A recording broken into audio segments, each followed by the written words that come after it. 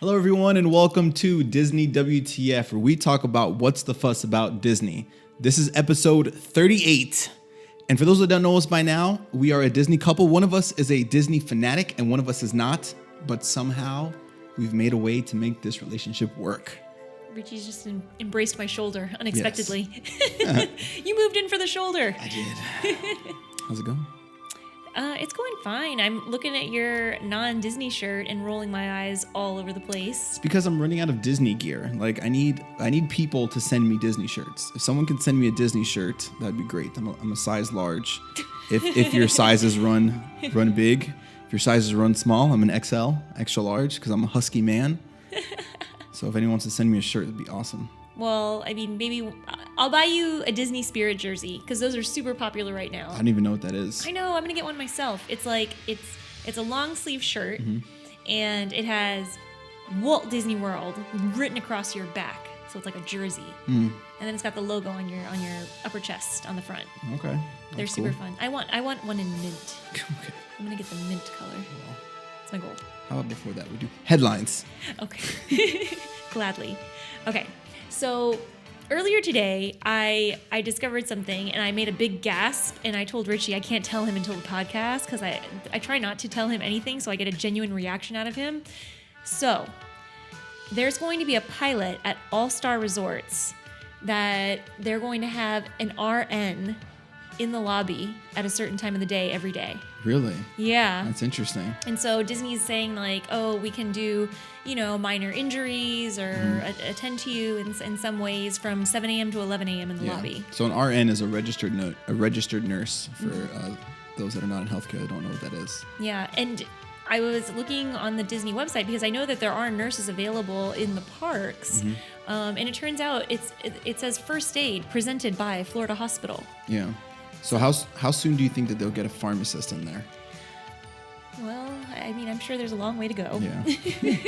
Cool. That's crazy, though. Yeah. I mean, it's really interesting. I mean, I wonder what is it that's prompting Disney to be like, oh, wow, we need to keep people who are going off-site to see urgent care or for small needs, that they want to keep them inside the parks. I don't know. And it's starting at All-Star Resorts, which is interesting because usually things, they start at the big guys like Grand Floridian, Contemporary, Poly. I mean, but if you think about like economics, like wouldn't that make sense?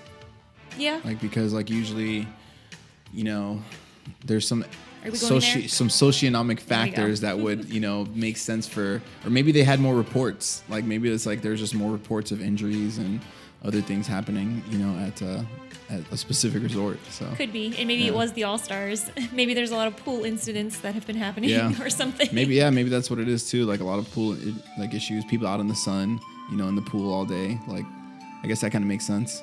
Yeah. I mean, now that we're talking about it, I'm glad I got to talk to you because it's starting to fall together. Because I wondered why they picked All-Stars, and I mean, it seems like a logical choice, and a lot of people stay at those resorts. So it's going to be an All-Star music, but there's going to be access, obviously, for the trio of resorts, and I mean, there are thousands of guests that are staying at those resorts. Yeah. So maybe that's another thing, too. It's like just, where's the most people at one given time? Yeah. So, interesting. Very interesting. And here's something, the next headline is going to kind of fall in line with the announcement that there's going to be a nurse available at the resort. Apparently, there is a quarterly Central Florida theme park injury report. Okay. Richie's face lit up a little bit. Interesting.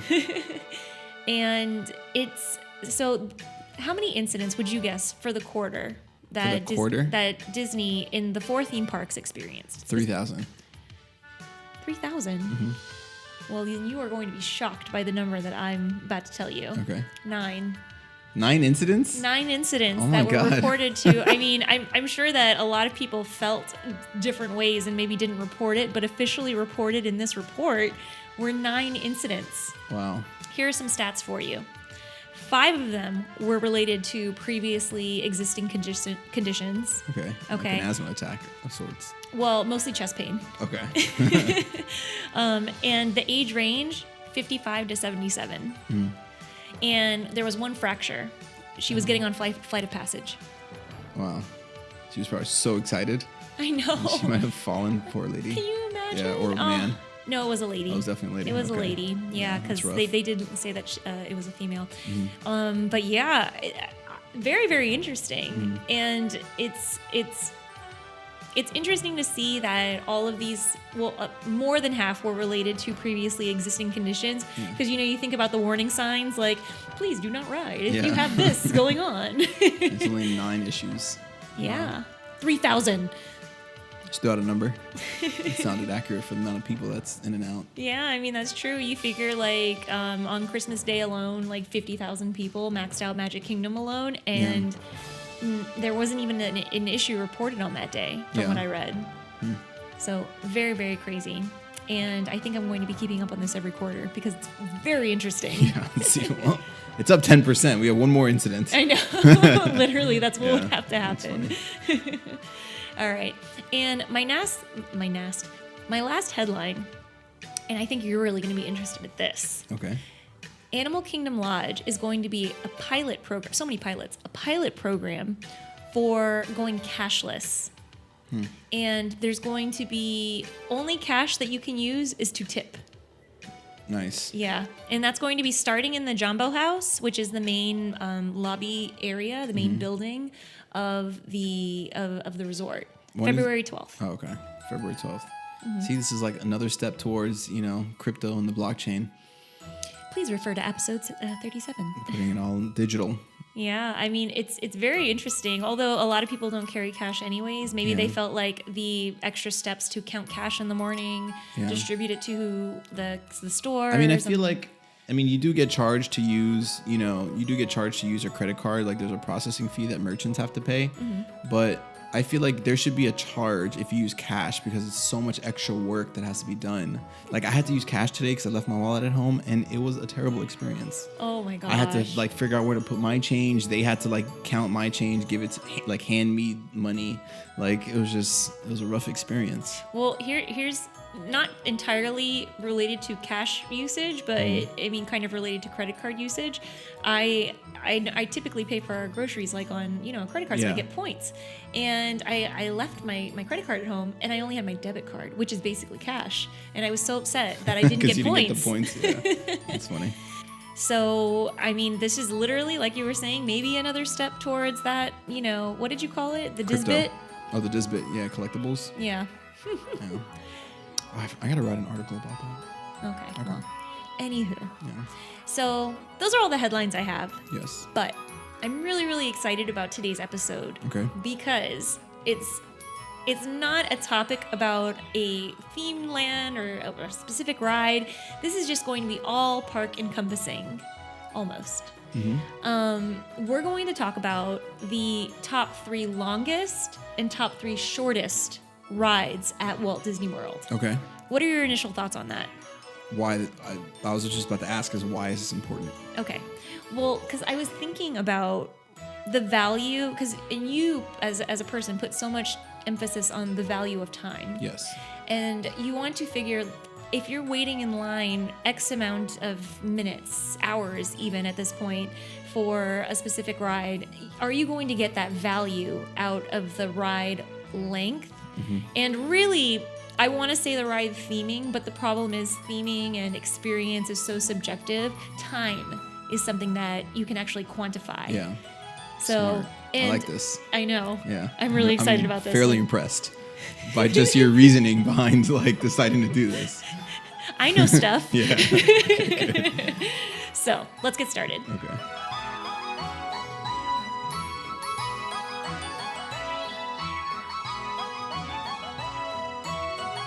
I'm going to leave the order to you.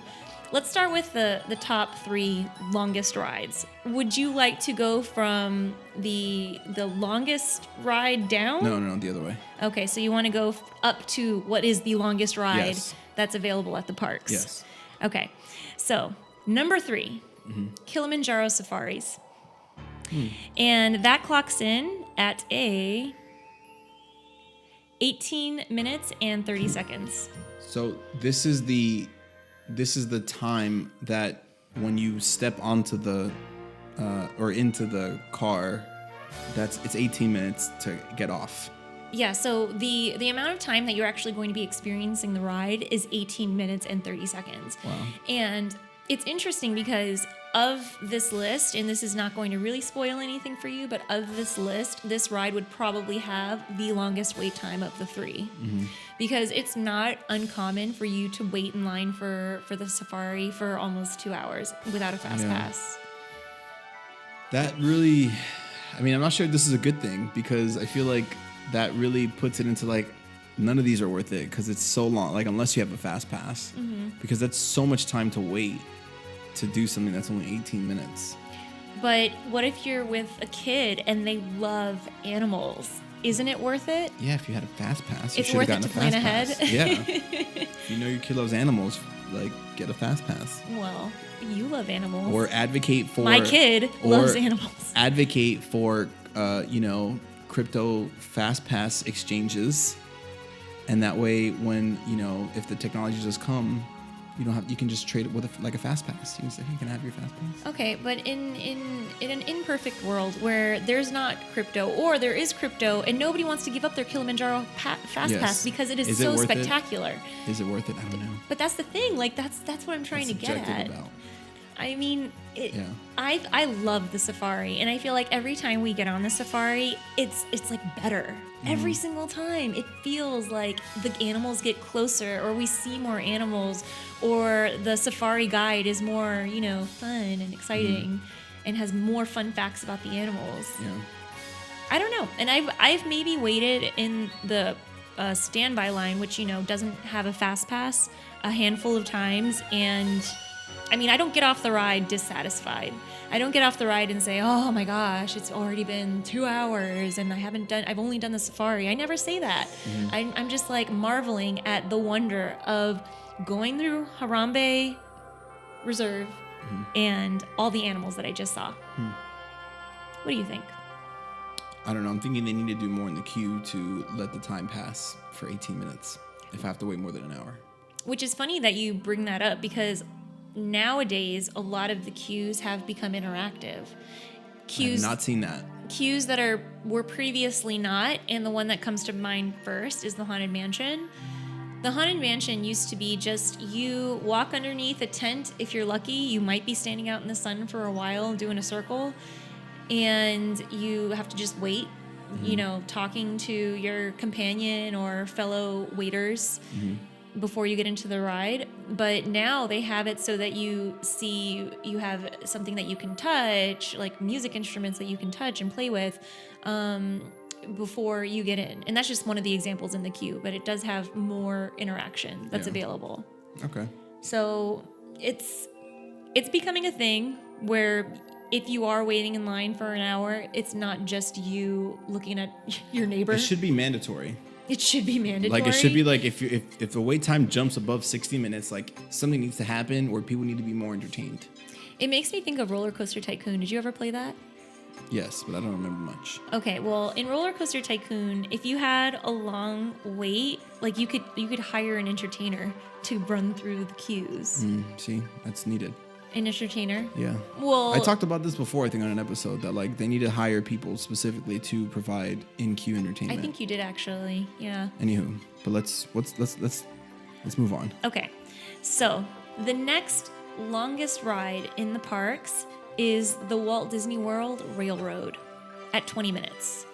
And which one's that? So this is at Magic Kingdom. Is that the one right when you first get in at the top? Yes. Okay. So it's the railroad that goes around the whole park, and in order to make it 20 minutes, you do have to do the Grand Circle Tour, which is going through all 3 stops and coming back to where you started. Okay.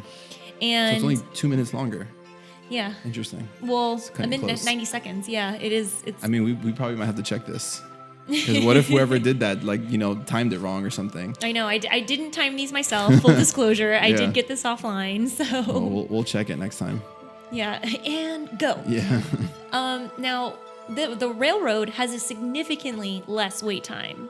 And the thing about the railroad, it's incredibly relaxing.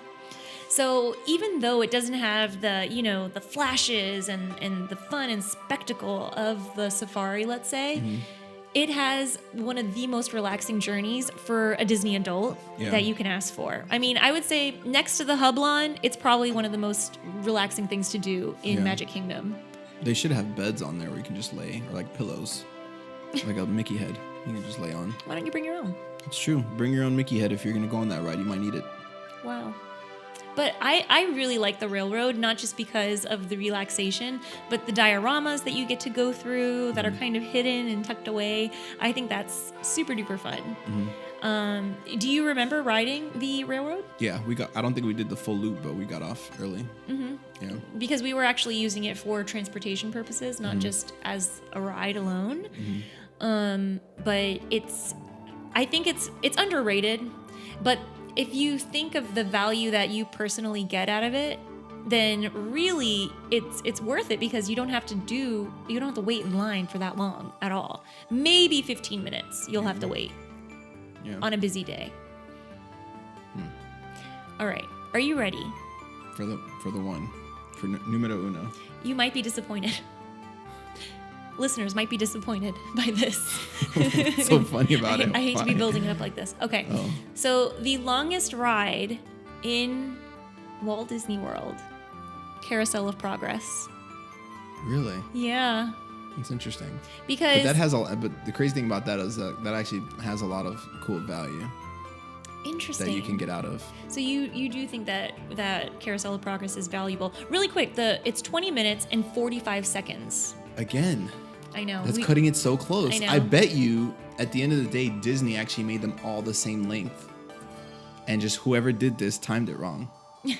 I'm almost certain that's like what happened.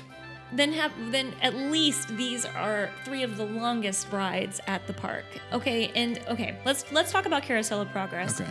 You're not going to have to wait in line for Carousel of Progress. Yeah. Literally, you wait maybe the 5 minutes that it takes for one of the scenes to end so that the carousel actually rotates so you can enter the show building. Mm-hmm. But other than that, I mean, you're just going to be in there doing the thing, going around. And I think you would agree with me that the Carousel of Progress is a valuable ride, especially when you consider that you really don't have to wait a long time for it at all. Yeah. Walt himself designed this attraction. Yeah. And it's a great attraction. I just don't know, which is interesting because being that it's so long, I know there's a lot of people that absolutely love this ride. I think there's an Instagram page dedicated solely to this ride. Mm-hmm. But it's one of those that's like, we're going to go do that again kind of thing. You think it's like a one and done kind of thing? Yeah, I think it's like a one in like every 2 years maybe. 2 years? I don't know. Just personally, that's just me personally. Get off the lawn and get into the show. Because it's so long. Especially because it's so long. I feel like you could be spending your time maybe waiting in line to go do the safari maybe. I don't know. Because safari, you can always see something different, or have a different person with their different jokes or different personality, or have different people on board that like you can interact with or whatever. Versus the Carousel of Progress, it's the same thing. You see, and this is why I thought this list would be so interesting, because it's so tricky. Because you have basically 0 wait compared to other rides for the Carousel of Progress, and yet it is the longest ride that you can experience in air conditioning. Nonetheless. I love it. Yeah. And I'll wait for it 5 minutes to get on it. Yeah. Well, but anyways, so those are the top 3 longest rides that are available at Walt Disney World. And it's, again, the value that you get out of it is going to be all subjective. Mm-hmm. Especially when we're talking about the shortest rides. So I assume you want to go from the longest of the shortest to the shortest? Yes. Okay. That makes sense. Don't look at me like I don't know what I'm doing. It just makes sense. All right. So the longest of the shortest rides at Walt Disney World at 1 minute and 22 seconds. Oh my God, it's so short. Rock and Roller Coaster. Which one's that one? I don't know if I've done that one. It's in Hollywood Studios. It's the roller coaster starring Aerosmith. Oh yeah. Okay, it's the indoor roller coaster where you do inversions, and it's to a jammin' soundtrack. Yeah. And it's not uncommon to wait 90 minutes for. But see, that's. This is why this is tricky. Yeah, that's tricky because of the thrill seeking part of that one. So, and most roller coasters are like that. Like that's a given for a roller coaster. It's like this is going to be quick because it's fast, and that's just what happens. And everyone wants to ride it because it's a roller coaster. So, yeah. And I mean, it's a lot of thrill rides, like you were saying, they are a little bit on the short side, and they do happen to have some of the longest wait times in the parks. Like Tower of Terror, you're going to wait a long time for it. Expedition Everest, you're probably going to wait a long time for it. But the value that you get out of it as a thrill seeker, I mean, it's kind of like safaris in that you get off the ride and you don't think like, oh my gosh, I just had to wait this amount for this ride. Although I will say sometimes when I get off of a ride like Rock and Roller Coaster where it's only just over a minute long, I'm just like, okay, well that was short. Like I'm thrilled, but that was short. But yeah. Okay, next to last, we'll say. And I don't know that you've ridden this ride, but I want to say you have. The next shortest ride is Primeval Whirl at Animal Kingdom. I don't think I did that one. Primeval World? Primeval Whirl. Whirl is spinning. Yes. Okay. At 1 minute and 10 seconds. What was the other one? 1 minute 19? 22 seconds.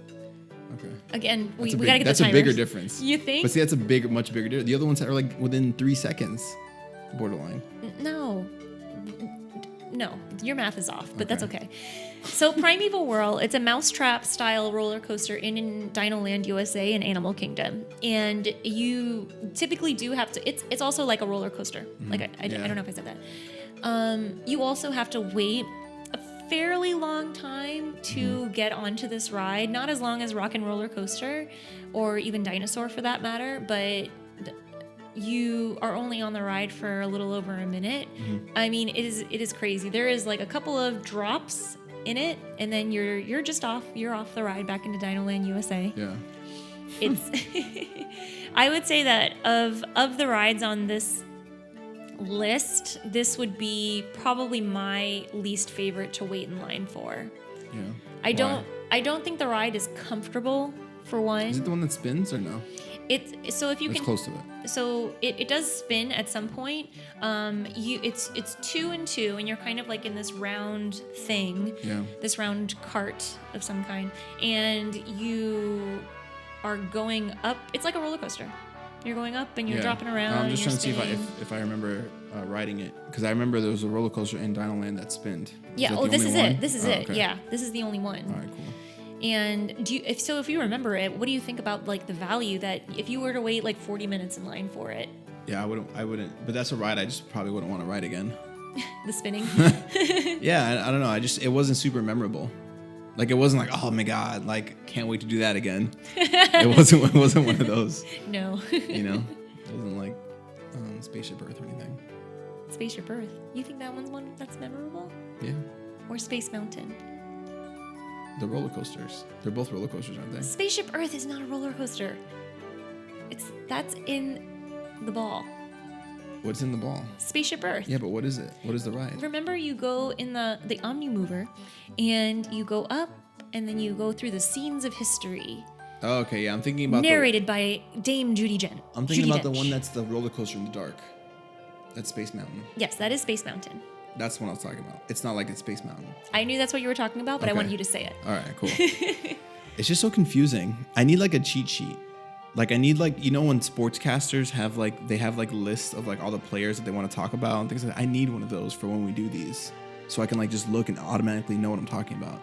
Okay, well, make yourself one. No, no time for that.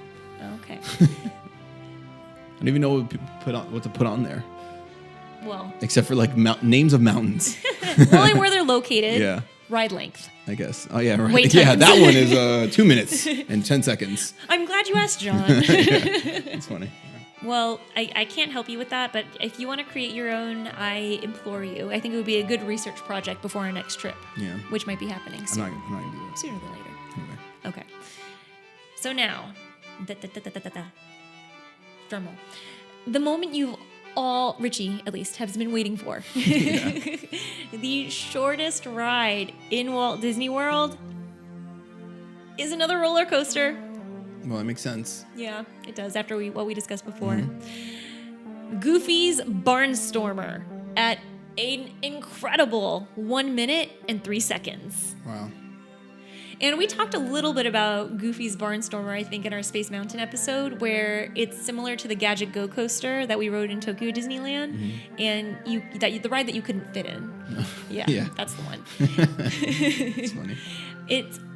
And again, not uncommon for this to wait for this ride, and it's like a junior roller coaster, so it's meant for like younger thrill seekers. Make it longer, because I remember the other one was super short, and I was really upset because not only was it super short, one, I couldn't fit. Yeah. Right? But then I was like, I did all this work. Number one. I did all this work to get into that stupid ride, and then it was a minute long. I was upset. It's slightly upsetting. I mean, I do appreciate this roller coaster though, because this is one that I would not wait for. If it had more than a 10-minute wait, I probably wouldn't wait for it. And like Disney wait times, typically, if it says 10 minutes, you can maybe shave a few minutes off of it. So maybe like 5 minutes, let's say. If it's more than that, I won't wait for this ride, because I mean, it's not catered towards adults. It's meant for like It's kids. legitimate for kids. Yeah. So the value that we would seek out of it is not more than a 10-minute wait. Yeah. And it's really, really interesting though that it's literally the shortest ride on property. Yeah. So I think I already told you though that all the top 3 shortest rides are thrill rides, technically, quote, thrill rides, because Goofy's Barnstormer, I don't know. Yeah. Or the roller coasters, let's say.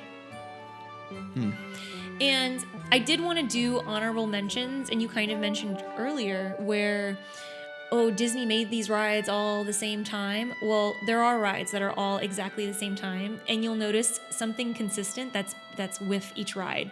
So, honorable mentions at 1 minute and 30 seconds, Triceratops Spin, Magic Carpets of Aladdin, Mad Tea Party, Dumbo, and Astro Orbiter.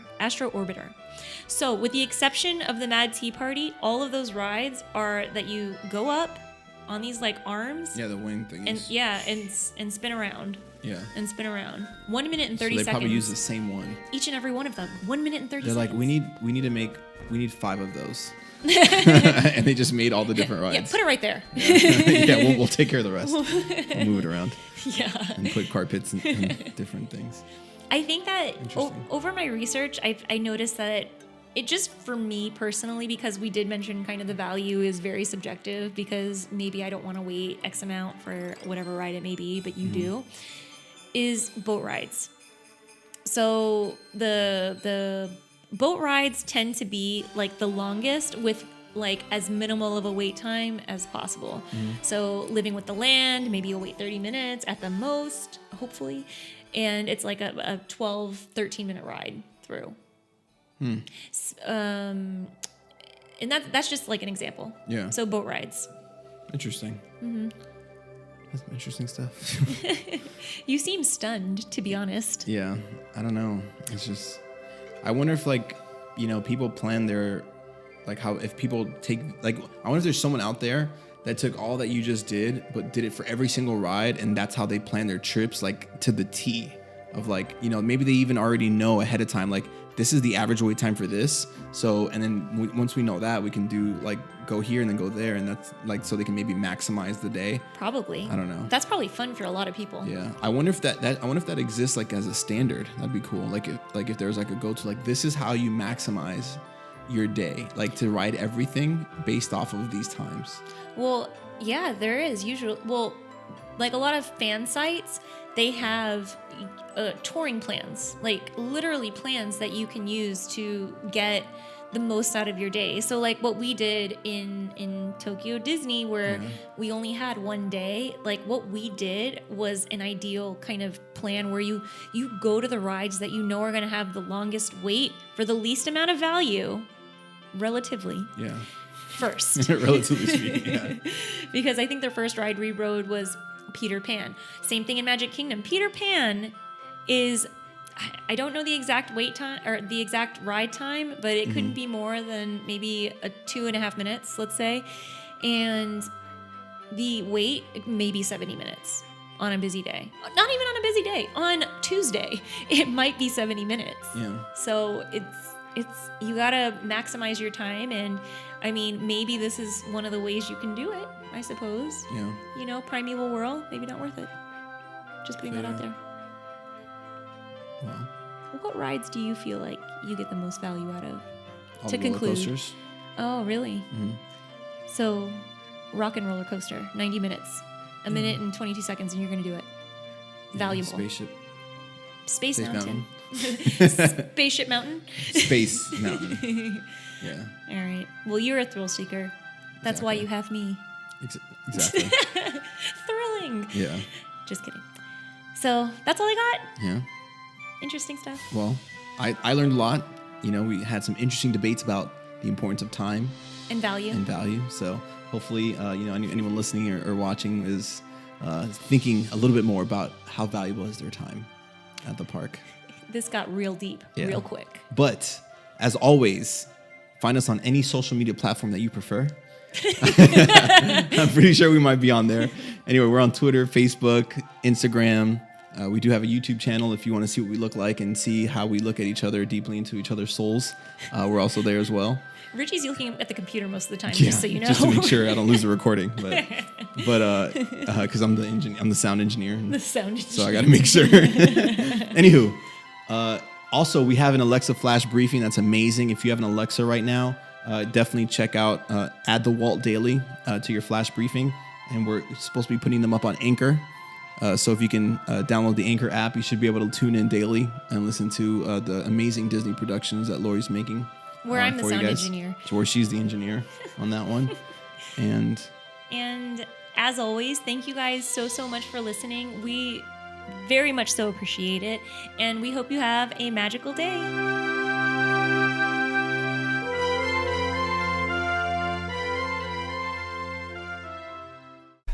Goodbye.